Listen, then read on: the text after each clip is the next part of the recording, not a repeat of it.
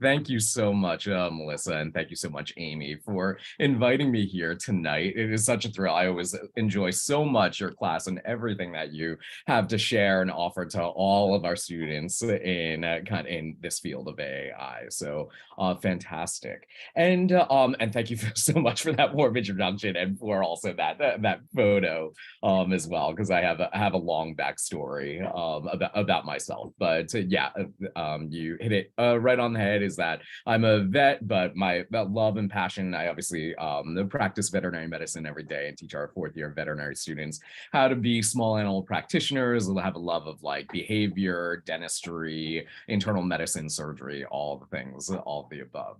But what I wanted to actually share tonight was a little bit about ethics and welfare regarding our our work with animals when we are doing animal assisted interventions. So just a little bit. Oh, and I also wanted to share my cohorts in here. So I have Drizzy. He is on the floor right now. Driz, do you want to say hi to everybody? I know. He is my black lab mix that I adopted from a shelter not too long ago. And then I've got little Chloe here. She is about probably a 12-year-old terrier mix who is absolutely wonderful. I actually adopted her last year. Sadly, she is from one of our coworkers who ended up passing away from COVID, and so we needed to rehome some pups, and she was one of them. And she actually ends up. He's not a great therapy dog, even though he loves to cuddle with everybody. He's just not a perfect therapy dog, but she is. So I'm happy to have them both along. So I wanted to share a little bit about some of the information that I think Melissa had asked me to kind of go over with it with you guys. And one of these ideas within the whole realm of welfare and ethics is the whole idea of adverse events. Because this is kind of the negative word. Nobody wants to talk about anything negative regarding animal assisted interventions. We don't want to, we want to hear about are the positives, are the benefits, about why it's so amazing. But I tend to kind of push the boundaries a little bit, especially with my role as a veterinarian. I try and use my voice and my perspective of taking a look at animals and kind of and their well-being, both animal and human well-being. And so this is an area that honestly in the literature has never really been talked about because again nobody wants to talk about the negative things, but I know negative events happen when we work with animals. And so I just wanted to go dive a little bit into it. So real briefly, I wanted to share about what is an adverse event. And it's defined as an undesirable or unexpected experience that occurs as a result of human-animal interaction that negatively impact all the players that are involved in AI. So whether it's the humans, any of the humans involved, those participants, the handler, the innocent bystander, the animal itself, or the environment, or any combination of these. And so when we talk about this, so what can actually happen to each of these parties who are involved? So with the humans, obviously the biggest thing and the biggest thing that we are afraid of and we want to avoid are any bites or any physical harm. So the classic thing is that animal bite to a human, so whether it's or animal to human, whether it's a bite or a scratch, or maybe even that human like slips or trips over that animal.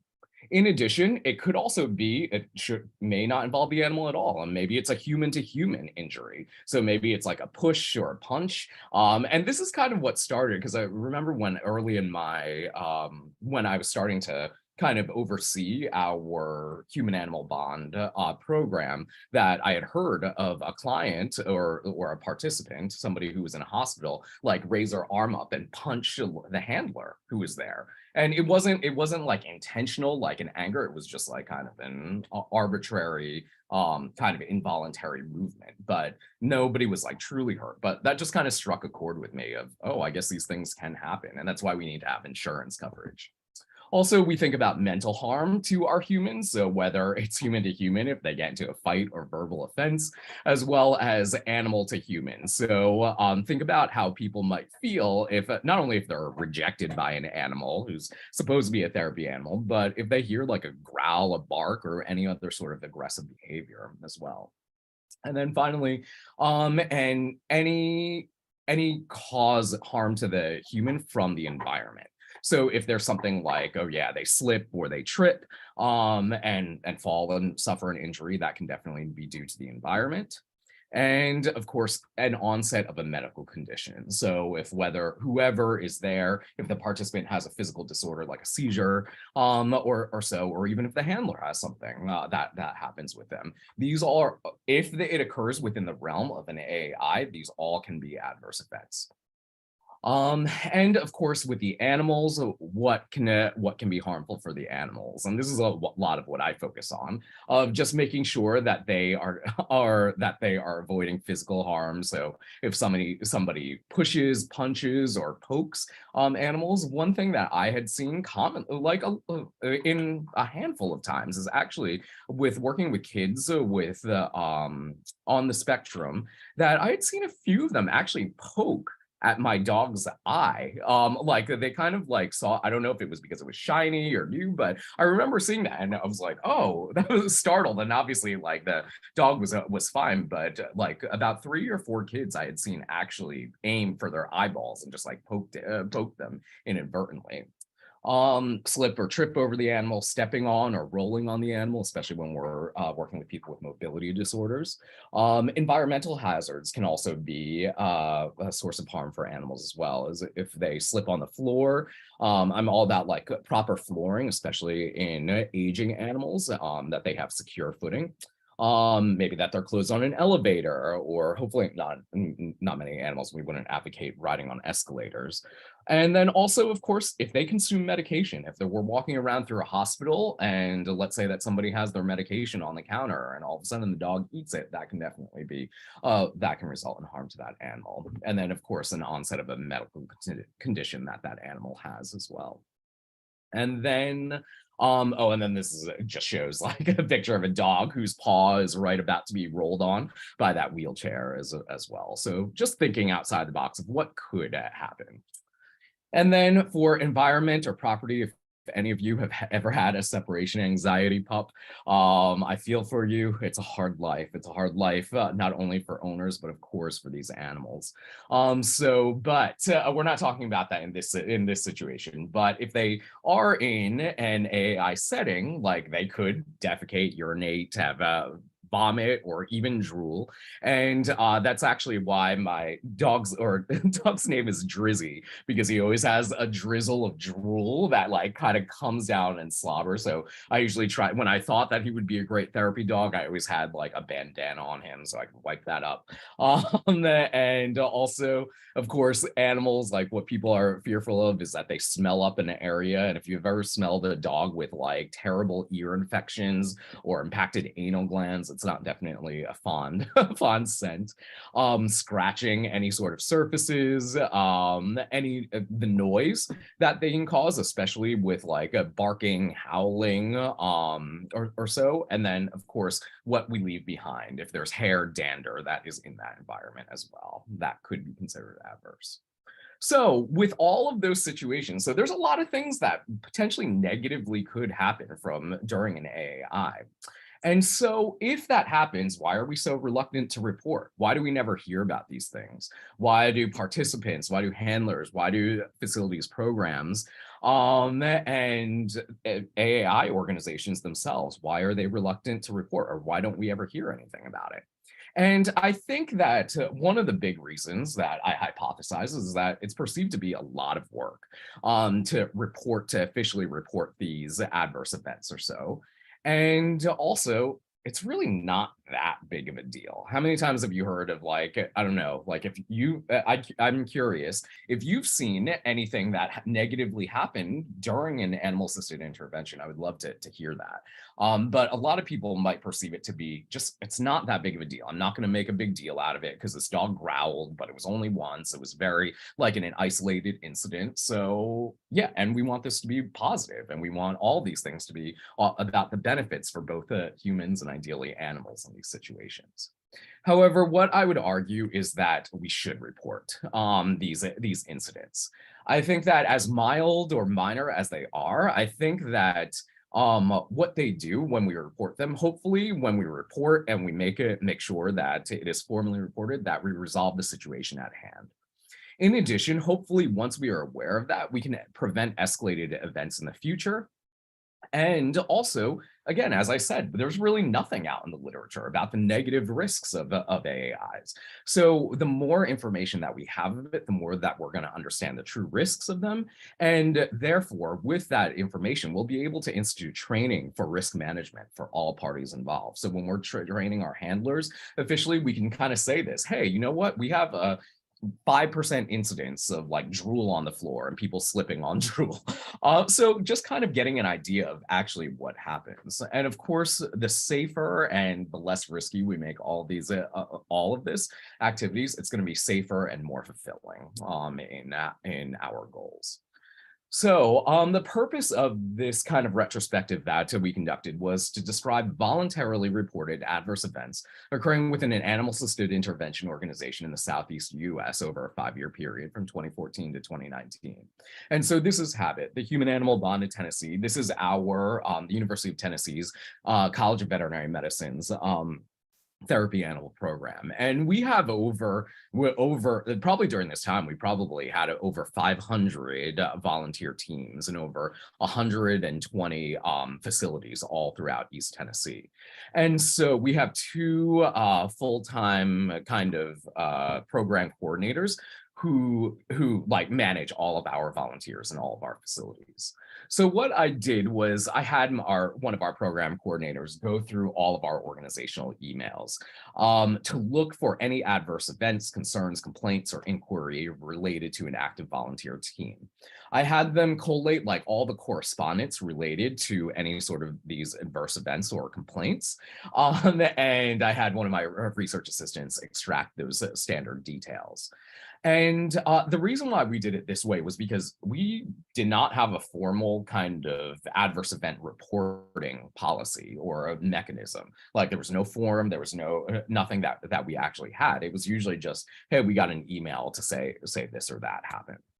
And what our outcome measures, what I wanted to know about this was, okay, what was the species of the offending party, like kind of what happened, location, the description of the event, who was the affected party, what actually happened, and then what was the outcome? So what happened with the animal and that handler team? Were they retired? Were they dismissed, etc.?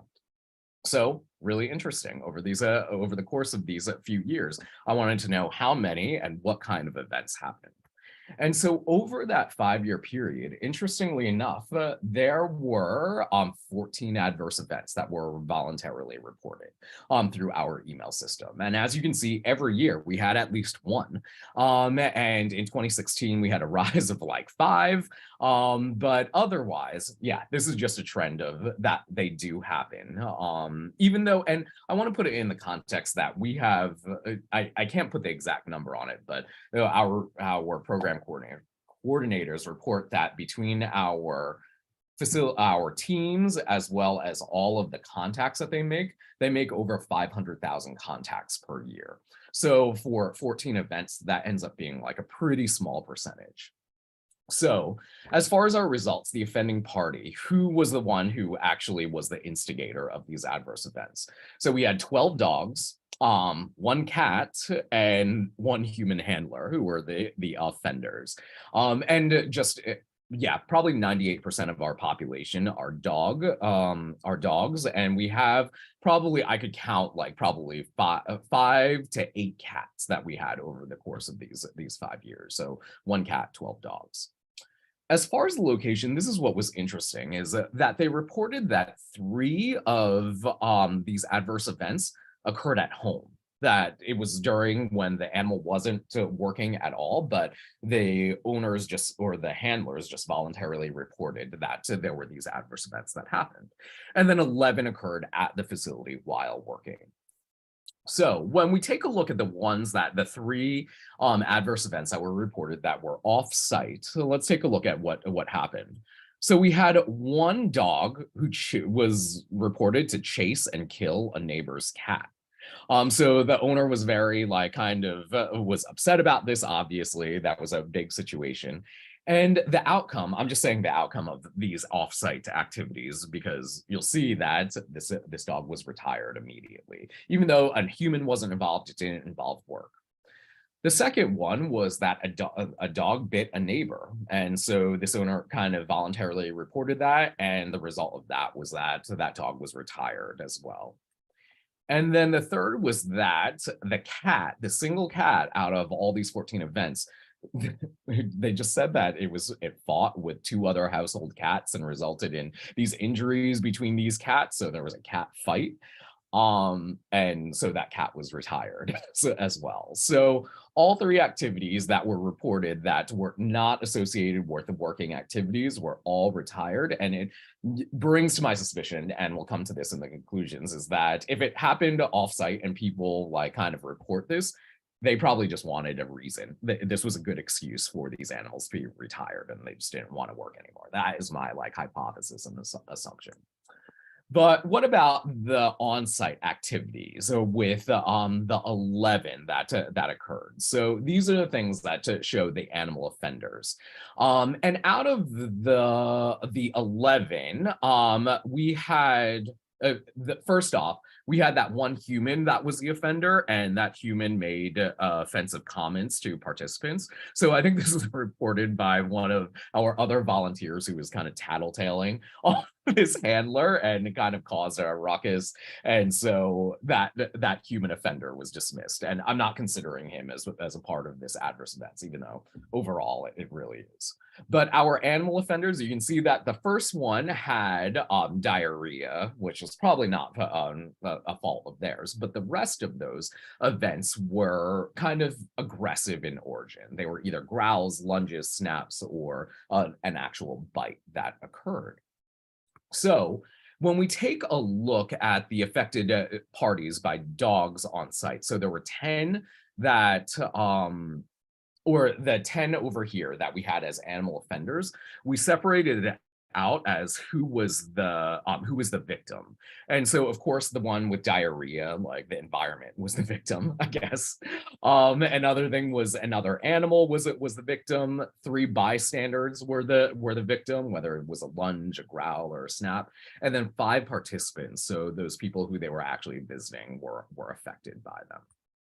And when we talk about, even though we have a snap or a lunge, I really wanted to record who had physical injury. And so out of those 3 bystanders who were victims, only one had a physical injury, which meant that like kind of it was that there was a skin mark or that there was a physical injury that you could see after the event. For out of those 5 participants who were involved, 4 of them were injured. And when we go into the data of the outcomes of potentially aggressive adverse dog behaviors on site, so only 9 out of those 10 dog things were actually aggressive. And this shows the adverse event, that they growled, lunged, snapped, bit a staff member or a child or so. And I starred the ones that resulted in a physical injury.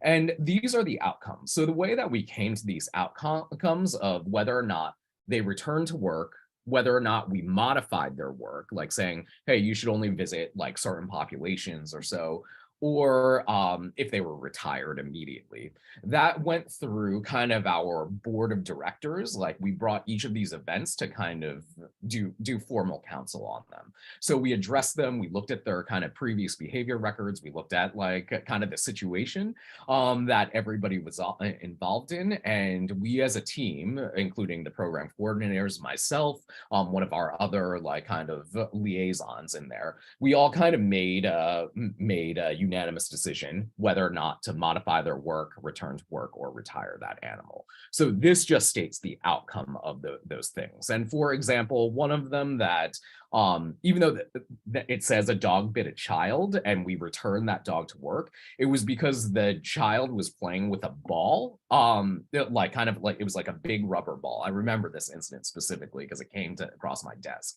And when the child was like playing with this big ball and he was playing with the dog with it. And so the dog inadvertently, he like kind of went to try and get the ball, but the child's finger was in the middle or so at the same time. So it was of no no aggressive issue. The dog had never had an aggressive issue, no issues. But even though that it was reported as a bite, we returned that animal to work, which again, like when you look back on this data, I always think about, okay, could that be a liability later on? What are we dealing with from an insurance standpoint if this dog already had like kind of a mark on their record? But overall, the outcomes were that 2 had returned to modified work, so only visiting selected populations or during whatever times. 3 returned to work without any changes, and then 4 were retired. So, as far as the outcomes for this in the discussion, adverse events occur infrequently, but they do occur. It's not a zero percentage that is on there. No events resulted in harm to the therapy animal, which I thought that was interesting. As I was saying that, yeah, we always talk about like kind of the physical harm that they can be endured, like if they got rolled on by a wheelchair or things like that. So we don't really see the physical injury or none that were voluntarily reported. But the big thing that I think about is like kind of what's the psychological impact or mental impact on stress and welfare in our animals, the things that don't result in necessarily physical harm. But that's another discussion that we can talk about. No events resulted in harm to the handler themselves. And so when I had mentioned that whole incident of like kind of a client or somebody in a hospital bed kind of punching up, that was actually before, that was like back in 2012 or 2013. So that didn't make it into this area, but also like there was no physical injury that the handler suffered. They just wanted to share that information. And coming back to this, volunteers who reported changes or incidents with the animal at home not related to therapy work, that all resulted in the retirement of those animals. And it was the volunteers who, when they said, oh yeah, my dog killed this cat, so I think we're not going to be a therapy animal again. Like that didn't even come to us to kind of be discussed and, oh, should they or should they not? It was just that those handlers were just like, yeah, we're probably not going to return to therapy work because my dog killed a cat. And then not all injuries result in retirement of the animal. So that's another thing is that if we see that, oh, a dog bit a child, like then obviously we got to kick them out, but that's not necessarily true. You've got to look at all the details and all the details of that situation. The limitations of the study was that mainly all reports were voluntary. So it's only those people who decided, yeah, this was serious enough that I should let our program director know.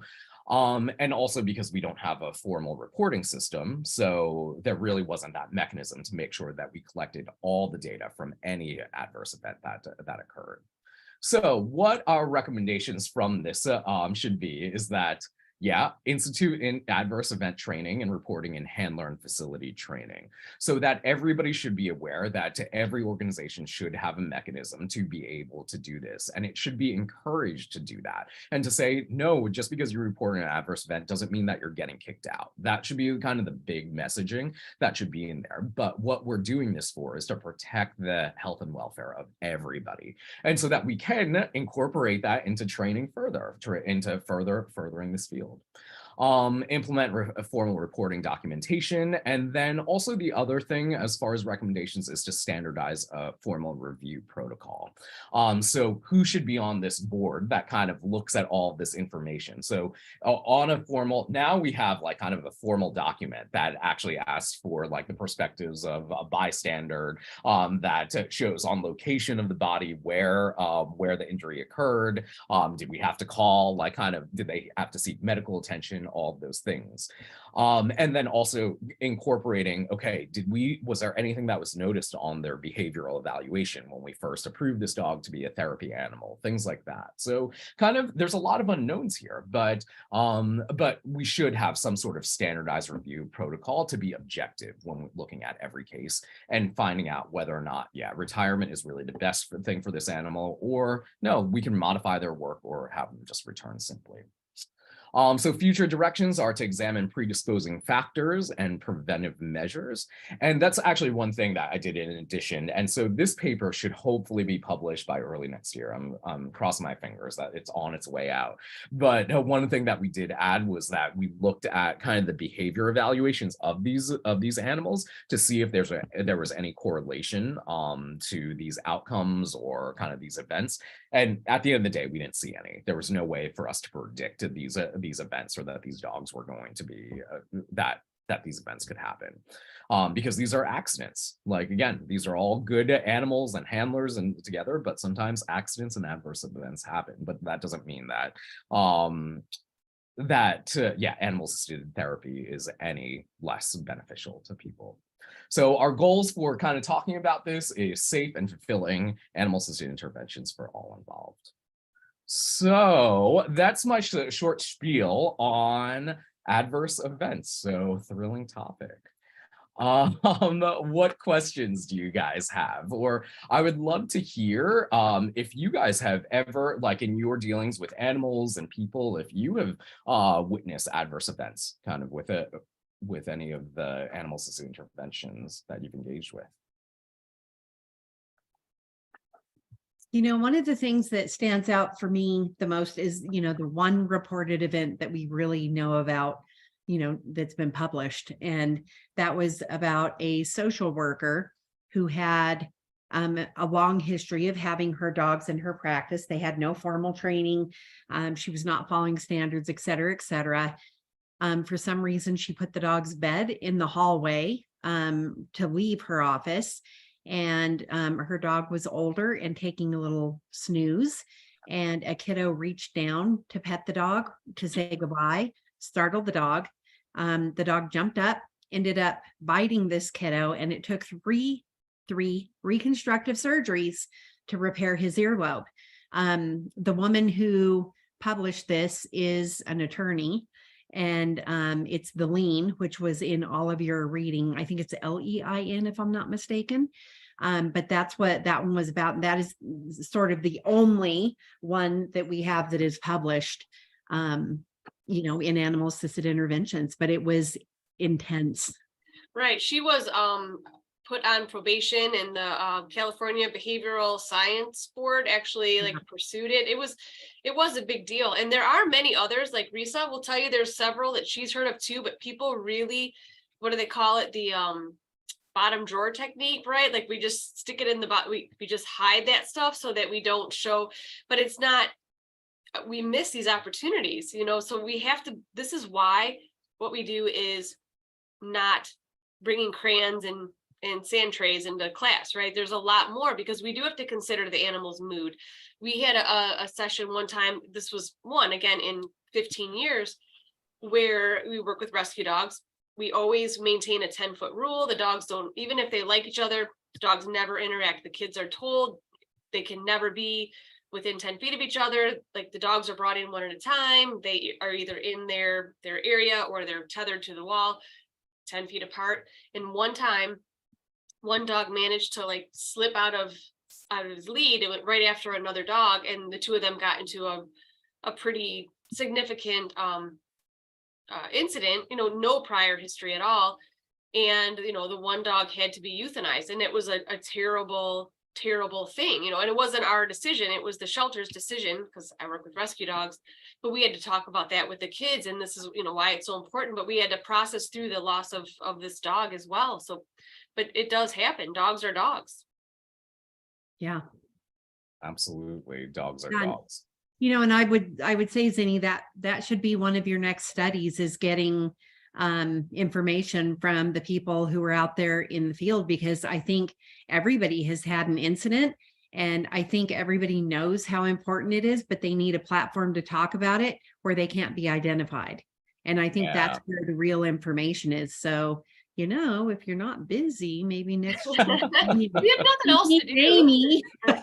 Exactly. No, but thank you very much for sharing that. Is that everybody has a story, which is why I kind of open this up, and it's like, and it's a vulnerable space. We never want to talk about anything negative with this, but if we can promote it in a positive way, like these are the reasons why we are collecting this information, is to further this field and to keep everybody safe, then yeah, we really need to know this information. And I actually wasn't aware of that lean paper. So Melissa, I'll have to, if you don't mind, I'll probably shoot you an email for you to send that to me so I can include that in our final edits for this paper. So no, thank you. And thank you for allowing me to share. And thank you for prioritizing this week as an important one in the discussion of ethics. Well, the last thing that I just wanted to share was a little bit and kind of a discussion about this whole idea of adverse events and things that potentially could be stressing to the animal itself.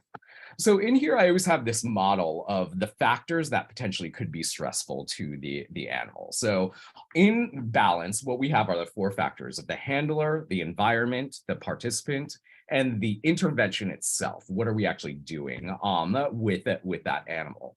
Because each of these factors perhaps could play into the stress of an animal or kind of how that animal feels. And all of these should definitely be balanced.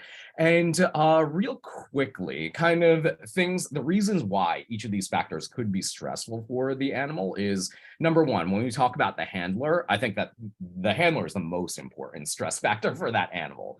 Because again, we think about those handlers who are doing this because that they're like, oh yeah, we want to help this person. So we're pushing that animal beyond their limits of what they really want to be doing. Maybe they're not paying attention to their cues, or maybe they're just paying too much attention to the animal and ignoring the person, or anthropomorphizing. So there's lots of reasons why that the handler themselves could be a danger or a stress factor to animals. So it's really important that all of our handlers have appropriate training, that they're attentive to their cues, that they give them breaks as needed, and that they remain in control of that intervention at all times, that they really should be the ones who are in control.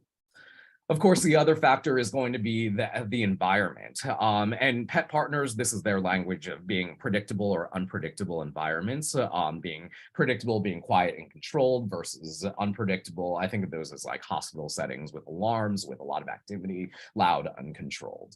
And so as far as the environment goes, I always think about, as I talked about, to prevent slips and falls, provide that secure footing, make sure that temperature is controlled, access to water, access to escape for respite, give the chance, and one of the huge, most important things is to give your animal a chance to acclimate to their setting. Because what's the first thing that a dog does when they enter the room? They want to sniff out everything. They want to see to do that. So don't just bring in an animal and have like a horde of kids like jump on them immediately. They want to have that chance to adapt. And ideally, that means that if possible, you be like Melissa and conduct that AI in their own environment, in their own setting, if at all possible, and give them choices for what they want to do and what they want to participate in. And of course, the factor for the animal is a participant themselves. So we know that children, people with impulse control disorders, maybe those neurodiverse individuals or anxiety disorders, or those who are non-responsive. The first 4 I think of as like that there can be erratic movements, or you can't always predict what they're going to do and if they're going to like poke at an animal's eyes or something like that. And I also think about those people who are depressed or non-responsive. Maybe you have a dog who is very much, they're looking for that positive interaction. They're looking for those positive cues from whoever they're with. And so for them to get no response might be a little bit upsetting to some animals. So for the participant, just to recognize that it might not be appropriate for all individuals. And also, especially if you're kind of instructing somebody how to engage, if you have a person who has never really worked with animals, show them how to safely and respectfully interact with their animal. Introduce yourself to them, show them the location and pressure of touch and the volume to speak at. So all of those factors could be things that we could help control.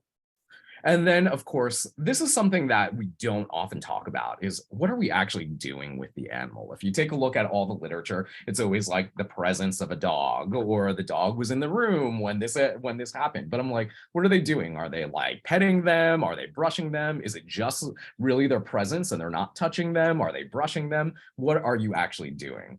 And I think the other factor of this is to think about when we call the dose of AAI is the duration. How long are these animals engaged in this? How often?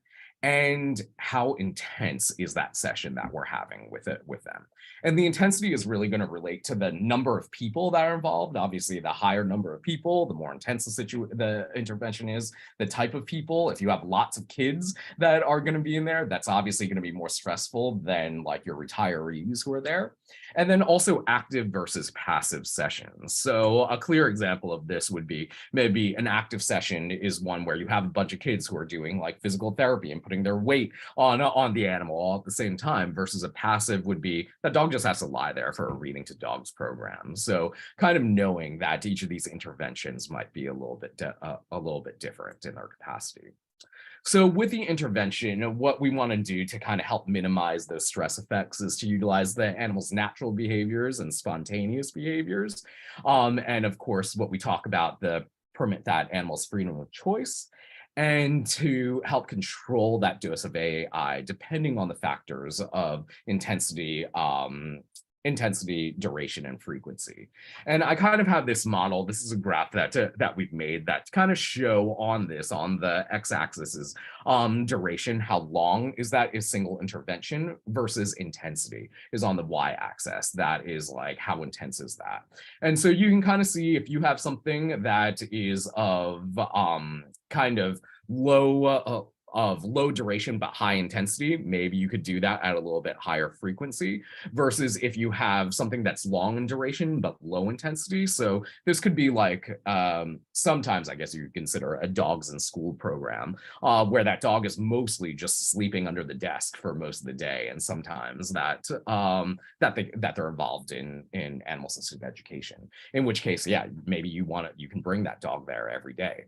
But if it's too intense and too long, then you don't want to do it very often, if at all.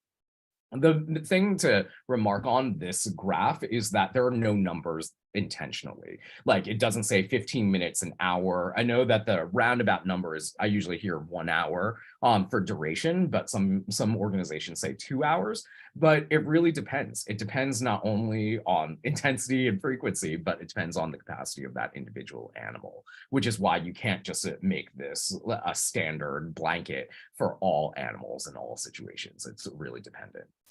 So with thinking about that, I'm just going to go through this. What I wanted to share with you are a few videos that we might actually only have time for one, I apologize, is to consider the ethics, health, and welfare for the animal, for animals engaged in animal-assisted interventions. And what I want you to do, I think that we'll probably only watch 1 or 2 of these videos, but think about, are any of these factors inappropriately stressful to the animal?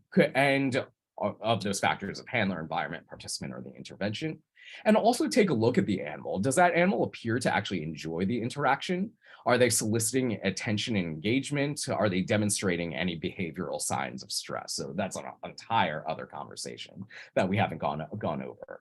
And what I'd like you to think about is, what did the program do well? What concerns do you have for the program? And what recommendations would you make for that? So again, thinking about those questions of, watch this video, look for any factors that are inappropriately stressful to the animal. Look at that animal. Do you think that they are appearing to enjoy the interaction? And then what recommendations would you have? Again, trying to be objective with this. So let's play. We're on the sofa. Something happens in a room. The pain eviscerates, the tears dry into smiles, and all of a sudden, for a moment. So I am gonna stop that there. And usually after this video, there are lots of emotions that come from watching this. So I'm just gonna open the floor. I pose those questions about how, like, are there Do you think this animal is stressed out? What factors would you consider? What are your thoughts and feelings after watching this video? Happy to start this conversation. I am incredibly disappointed in this human being. This dog has absolutely no consent. What I saw was not affection. That was not kisses. Baxter never got to say whether he wanted to be there or not. I don't feel like he had any control over the situation. Yeah, did he have a choice? None. 100%. At 19 and a half years old, what would he rather be doing? He needed comfort, and he needed his own bed. He needed to be cared for. He needed his own care. And it, like, I get it. They have this sad Sarah McLachlan song back there. And like, yes, the way that they described it, somebody who doesn't know any of it could see that as a really like, wow, that is so powerful. And wow, he did lick her face. And maybe on the human side, sure, it may have been awesome for the human, and that may have been very helpful, but it was 100% at the dog's expense. You know, the poor dog, like the licking, you know, what do you know? Like, I mean, we haven't gotten into that stuff yet, but that licking, the lip licking, you know, that's not a sign of, oh, I love you and I'm helping you pass. That's often an appeasement gesture, or it's a self-soothing gesture. It's something else that the dog is like, oh, well, I'll open it up to you guys too. But yeah, Melissa and I both saw that too. Just not easy to watch from the dog side. Yeah, and I was thinking also about just even the dog's comfort. He can't walk.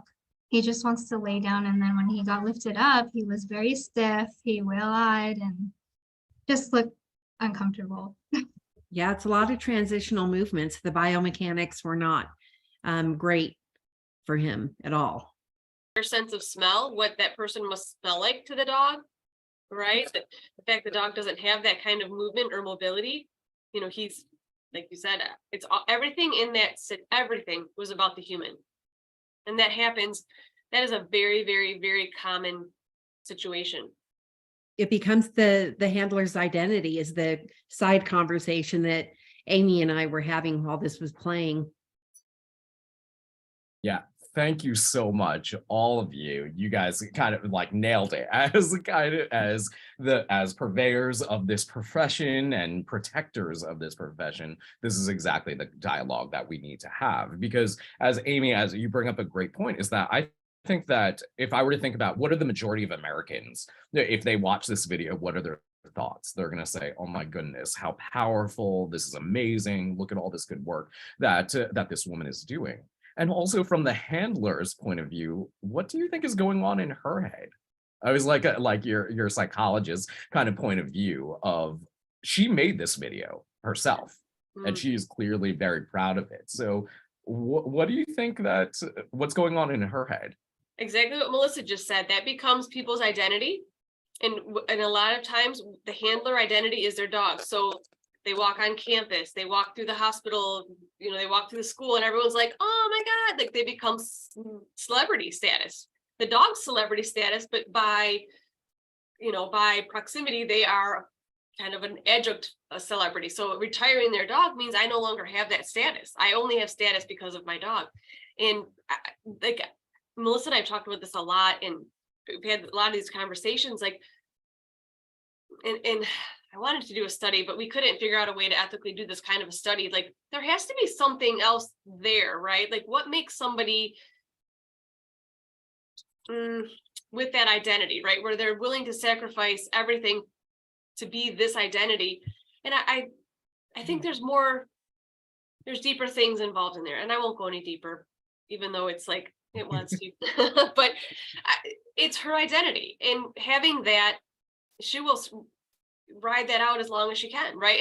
And I guarantee, to the best I can, if that dog passes in somebody's arms, it's because the dog chose to, right? It will be part of the story as well. People will make the story fit their own narrative. So yeah. And I want to add in here, one of the first things she said was that her dog was certified, and there are not many organizations that would make that claim. That's a huge liability issue. Pet Partners does not certify dogs. I know this for a fact. They register dogs. So I want to know what organization certified or even approved this dog to continue keeping working, which takes us into all kinds of other questions, like who are the people who are evaluating these dogs, right? Like somebody should have jumped in and said something. See, my voice is getting a little high. I'm just gonna have to back off. I know, that's how I feel too. I get all like heated. No, absolutely. Thank you so much. Yeah, absolutely. Fully agreed on all of that, is that this is her identity and she's taking this to this very proud moment. And one other thing that I had thought about for her is when we have, and this is something that I witness so often, is with our owners who can't let go. And let's say that, what do you think this dog's quality of life is? And how many vets did she go to that they were like, it's probably time to euthanize this dog, because his welfare is not up to par. And she's like, no, but he's a therapy dog. Yes. And he needs to work. Everybody needs him, Yes. and everything. And she's just looking for any reason or any excuse to hold on. Absolutely. And this is the classic way of how the handler herself is like kind of the demise of welfare for this animal. Absolutely. So. I saw it too. Where we had somebody come into, when I was working in the nursing school at OU, the woman, the dean was like, oh, you have to meet this person. They have a therapy dog, and they brought in the dog. The dog, same thing, was a geriatric dog, super gray muzzle.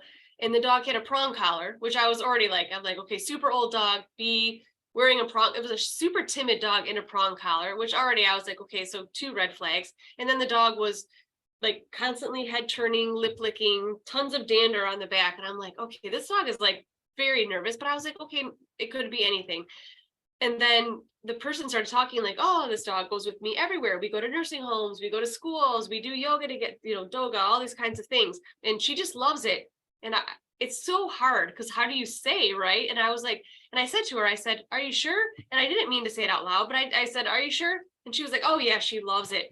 But that was kind of my impetus when was Melissa and I started working. I'm like, the dog welfare became like my animal, like that became the main thing. I'm like, people, we can handle ourselves and we can do these things, but the animals have no voice. And other than like you, Zenny, and Lisa Glank, and a few others that are starting to bring in the dog welfare, animal welfare piece, it's not been present for decades, really.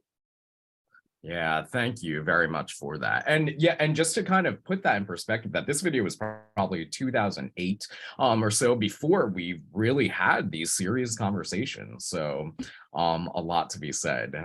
So we could dissect this video for hours and have lots of things. But I thank you for it. I apologize, but I do want to share one more video just because I think it's entertaining. But even though, and I think that will bring out a lot of emotions as well. Puppies are my favorite. Who's paying attention to the puppies more than me? This is the best day of my life. Oh my gosh. So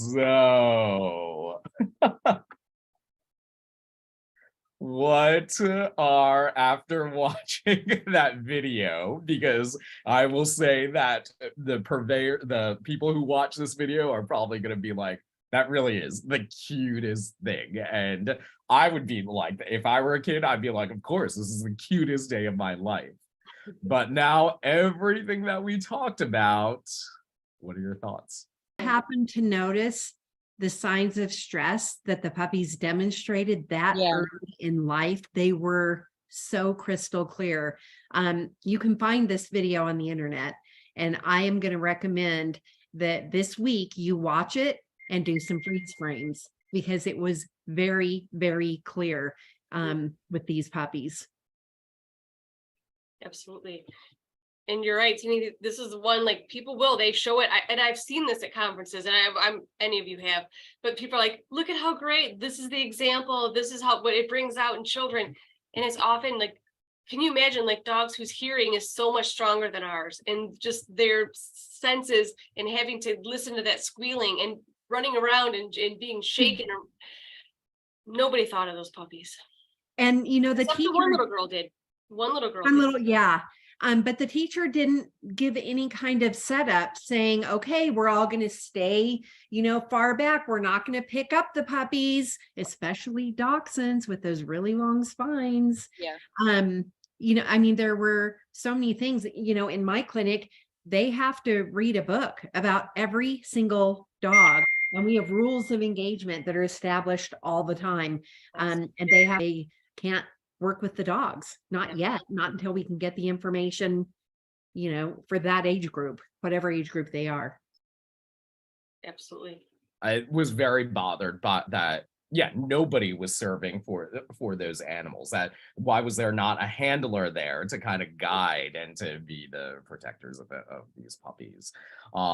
So yeah, very inappropriate. No, I mean, honestly, in all honesty, I just attended, the irony is I just attended an event on last Thursday, and it was a shelter event. It was for a shelter, in support of a shelter, and there were 200 people there, and they had 7 puppies there, and it was that with adults. Like I couldn't even be over there. This is a shelter who knows better, right? And there was a pen of puppies, and all I saw was people surrounded. They're like, I'm hearing these little like squeals and yelps from the puppies as people are grabbing them, and I'm like, oh, how do you not know better? Yeah, and that's the very best way to teach a dog to have absolutely no recall at all.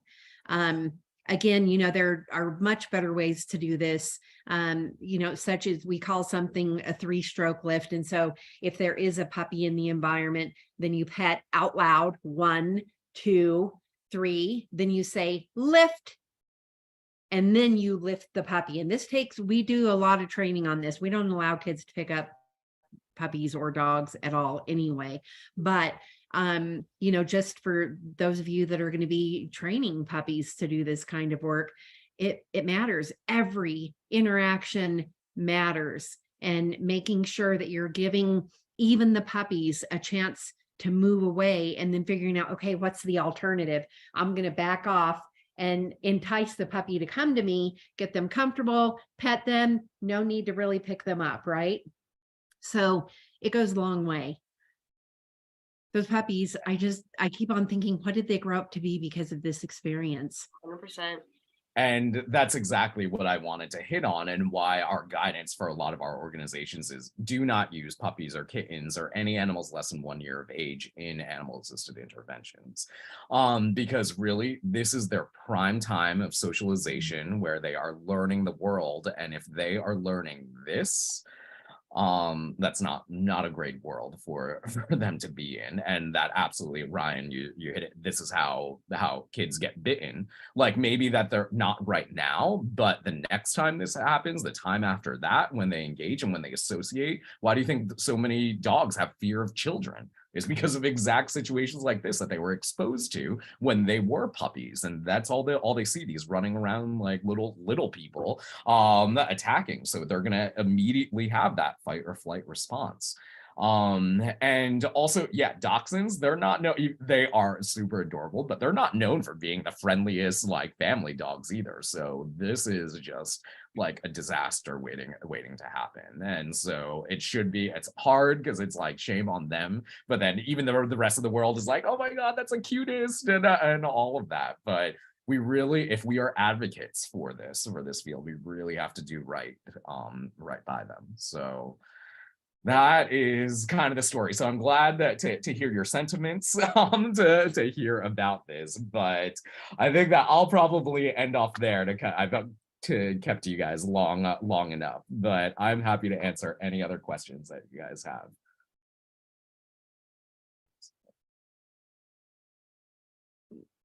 All right. Well, both Amy and Melissa know how to reach out to me and connect to me. So if you guys do have questions, or you can obviously email me directly, of course. But thank you for all the work that you do currently in your lives. And I hope that on this journey, that you're going to incorporate animals in a safe and healthy way for everyone, and really, really do great for this profession. But thank you for being a part of this, and thank you for having me.